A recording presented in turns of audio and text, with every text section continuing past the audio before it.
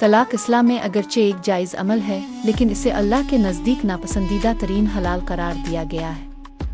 خاندان کو ٹوٹنے سے بچانا اسلام کا بنیادی مقصد ہے، اسی لیے طلاق کو ہمیشہ آخری چارہ کار کے طور پر اختیار کرنے کا حکم دیا گیا ہے۔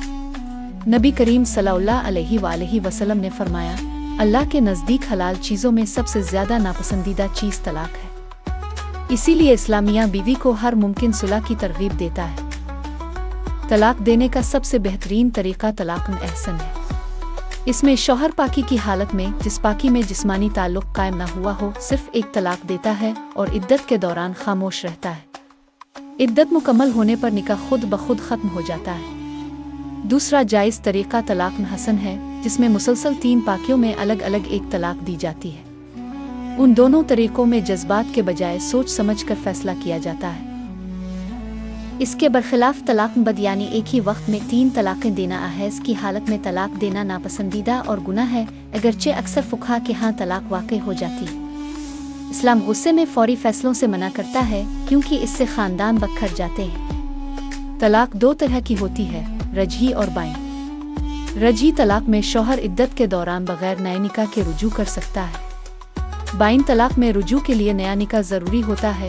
جبکہ 3 طلاقیں مکمل ہو جائیں تو بائن کبر ہو جاتی ہے اور عورت دوسرے نکاح کے بغیر پہلے شوہر کے لیے حلال نہیں ہوتی۔ اگر عورت شوہر کے ساتھ نباہ نہ کر سکے تو شریعت نے اسے خلع کا حق دیا ہے۔ خلع میں عورت شوہر کو مہرہ کچھ مال واپس کرتی ہے اور علیحدگی اختیار کرتی ہے۔ اگر شوہر انکار کرے تو قاضی خلع نافذ کر سکتا ہے۔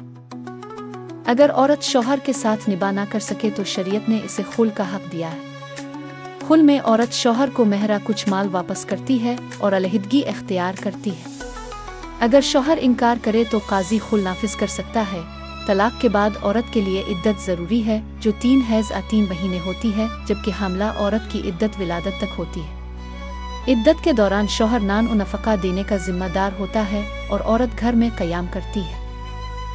اسلام کا اصل پیغام یہ ہے کہ طلاق کو آسان فیصلہ نہ بنایا جائے، بلکہ تحمل، صبر اور صلح کی ہر کوشش کی جائے۔ طلاق صرف اس وقت ہونی چاہیے جب زندگی ساتھ گزارنا واقعی ممکن نہ رہے۔